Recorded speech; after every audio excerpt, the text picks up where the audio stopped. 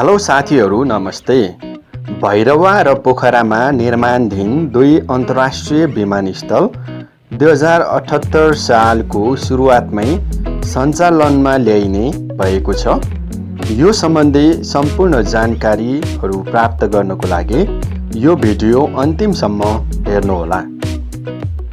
सरकारले भैरवामा निर्माणको चरणमा रहेको गौतम बुद्ध अन्तर्राष्ट्रिय विमानस्थल फागुनमै उद्घाटन गर्ने तयारी गरेको थियो, तर कोभिड-19 का कारण चीनबाट कामदार ल्याउन नसक्दा प्राविधिक काम रोकिएको छ। अहिले कामदार ल्याउनको लागि भिसा प्रक्रिया अन्तिम चरणमा रहेको छ। यता पोखरामा निर्माणको चरणमा रहेको क्षेत्रीय अन्तर्राष्ट्रिय विमानस्थलको पनि अधिकांश भौतिक निर्माण सम्पन्न गरेर प्राविधिक काम सुरुवात भइसकेको छ।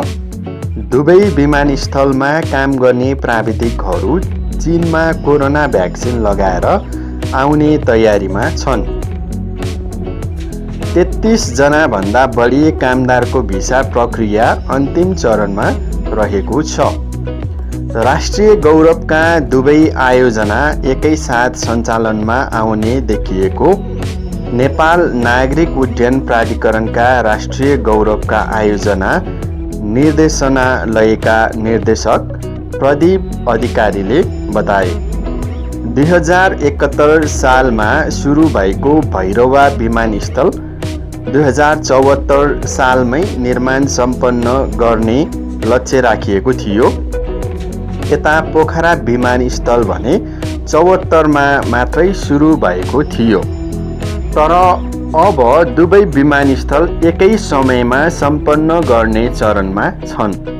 भैरवामा बीचमा केही समस्या आउँदा 4 वर्षपछि सुरु भएको आयोजना पनि सँगै सम्पन्न हुने चरणमा पुगेको छ। निर्देशक प्रदीप अधिकारीले भने दुवै विमानस्थल प्राधिकरण आफैले सञ्चालन गर्ने गरी काम अघि बढाइएको छ। सुरु भएको 7 वर्षपछि बल्ल निर्माणको अन्तिम चरणमा रहेको छ भैरवा विमानस्थल। तत्कालीन प्रधानमन्त्री सुशील कोइरालाले 1 माघ 2071 सालमा शिलान्यास गरेको गौतम बुद्ध अन्तर्राष्ट्रिय विमानस्थल 7 वर्षपछि निर्माणको अन्तिम चरणमा पुगेको छ। अझै सञ्चालनको मिति टुङ्गो नलागे पनि 2078 साल वैशाख 1 गते उद्घाटन गर्ने सरकारी निकायहरूले तयारी थालेका छन्। विमानस्थलको काम 93% सम्पन्न भइसकेको छ। सरकारले निर्माण कम्पनीका लागि 5औं पटकसम्म म्याद थप गरेर 2020 डिसेम्बरमा सक्न म्याद थप गरेको थियो। कामको अवस्था हेरेर 3 महिनादेखि 6 महिनासम्म 5 पटकसम्म म्याद थप गरेको, तर कोरोनाका कारण विदेशबाट आउनुपर्ने दक्ष जनशक्ति आउनमा ढिलाइ भइरहेको आयोजनाले जनाएको छ। तर लुम्बिनी प्रदेशको विकासको ढोका खोल्ने आशा गरिएको विमानस्थल निर्माण सम्पन्न हुने समय अझै टुङ्गो लाग्न सकेको छैन। 2071 माघमा शिलान्यास भएको विमानस्थल समयमै काम भएको भए 2074 पुस मसान्तमा सकिनु पर्थ्यो। स्थानीय ठेकेदारसँगको विवादले काम रोकिँदा लामो समय विमानस्थलको निर्माण कार्य पर धकेलिएको थियो। महाभूकम्प र मधेस आन्दोलनको अवरोधका कारण सन् 2018 को जुनसम्ममा सम्पन्न गर्ने गरी म्याद थप गरिएको थियो। त्यसपछि बढाएर 28 जुन 2019 मा सक्ने लक्ष्य लिए पनि केही काम बाँकी रहेपछि तेस्रो पटक समय थप गरेको थियो। तेस्रो पटक थप गर्दा निर्माण अवधि डिसेम्बर 2019 सम्म सम्पन्न गर्ने भनिएको थियो। 2019 डिसेम्बरमा पनि सक्ने अवस्था नभएपछि परियोजनाले चौथो पटक म्याद थप गरेको थियो। चौथो पटक म्याद थप गरेर काम अगाडि बढिरहेको अवस्थामा अहिले कोरोनाका कारण थप प्रभावित भएको निर्देशक अधिकारी बताउँछन्। आइसिपी 1 र आइसिपी 2 गरी विमानस्थलको निर्माण कार्य जारी छ।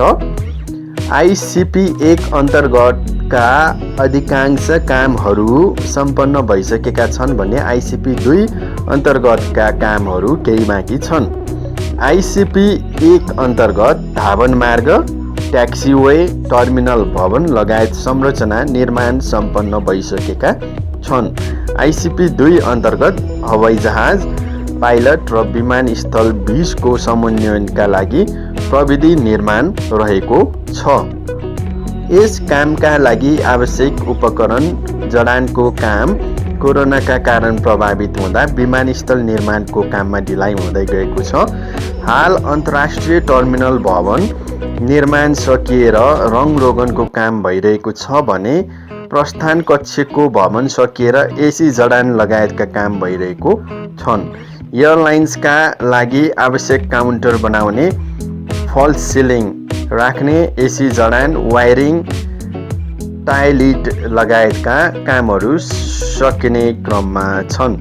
धावन मार्ग, ट्याक्सीवे, एप्रोनको काम सकिएको छ। एसियाली विकास बैंकको ऋण सहयोगमा सुरु भएको विमानस्थल निर्माण कार्य चिनिया company north west civil aviation airport कन्स्ट्रक्सनले 6 अर्ब 22 करोड 51,20,227 रुपैयाँमा सम्पन्न गर्ने गरी ठेक्का लिएको थियो। भैरवा भन्दा 4 वर्षपछि सुरु भएको पोखरा क्षेत्रीय अन्तर्राष्ट्रिय विमानस्थलसँगै सम्पन्न हुँदै। पोखरा क्षेत्रीय अन्तर्राष्ट्रिय विमानस्थल निर्माणको काम 65% पुरा भएको छ। 2074मा तत्कालीन प्रधानमन्त्री केपी शर्मा ओलीले शिलान्यास गरेको विमानस्थल निर्माणको काम अन्तिम चरणमा पुगेको छ। समयमै सम्पन्न गर्ने गरी कोभिड-19 का बीचमा पनि कामलाई द्रुतता दिएको थियो। पोखरा विमानस्थललाई कोरोनाका कारण केही ढिला गरेको भए पनि समयमै सम्पन्न गरेर सञ्चालन हुने चरणमा पुग्ने निर्देशक अधिकारीले जानकारी दिएका छन्। 4 वर्षपछि सुरु भएको आयोजना भए पनि इपिसी मोडलमा निर्माण भएकाले पनि काम समयमै सम्पन्न हुन लागेको हो। आयोजना निर्देशक अधिकारीले भने आयोजनाको बाँकी 35% काम मध्ये 20% प्राविधिक काम बाँकी छ। विमानस्थल निर्माणको काम तोकिए भन्दा 6 महिना अगाडि नै सम्पन्न गरेर हस्तान्तरण गर्ने लक्ष्य राखिएको थियो। त्यस अनुरूप काम पनि भएको थियो, तर कोरोना भाइरस संक्रमणका कारण निर्माणमा केही बाधा परेकाले 6 महिना अगाडि नसकिने उनले बताए।